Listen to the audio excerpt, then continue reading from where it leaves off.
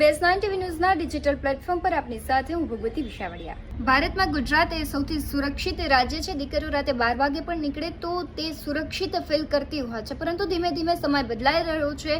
કળિયુગ છે અને ખાસ કરીને અત્યારે દુષ્કર્મ અને હની ટ્રેપ જેવા કિસ્સાઓ વધી રહ્યા છે અને ખાસ દીકરીઓ સાથે દુષ્કર્મના કેસ વધી રહ્યા છે. ત્યારે એક ચર્ચાનો વિષય બને છે કે આટલા કેસ અચાનક કેમ વધે છે અને માત્ર દીકરીઓ જ નહીં, છોકરાઓ સાથે પણ એવી ઘટનાઓ બને છે.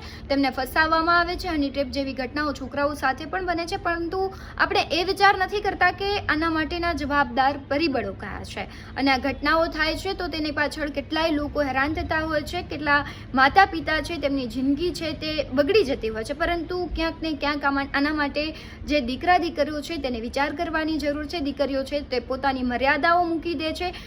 તમે તમારા પિતા છે કે માતા પિતા છે તમને બહાર ભણવા માટે મોકલે છે અથવા કોઈ પણ નોકરી કરવા માટે મોકલે છે, તો તમે શું કરો છો?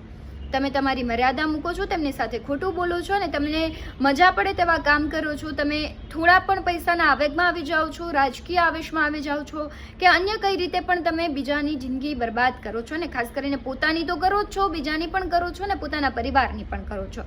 તેવી જ રીતે દીકરાઓની પણ વાત કરવામાં આવે તો દીકરાઓ પણ દીકરીઓ સાથે મિત્રતાના સંબંધો બાંધે છે, ત્યારબાદ મર્યાદાઓ ક્રોસ કરતા હોય છે. તેને પરિણામ ખૂબ ગંભીર આવતું હોય છે અને અંતે છે બંને દીકરા અને દીકરીઓ બંને ની તો જિંદગી ખરાબ થાય જ છે.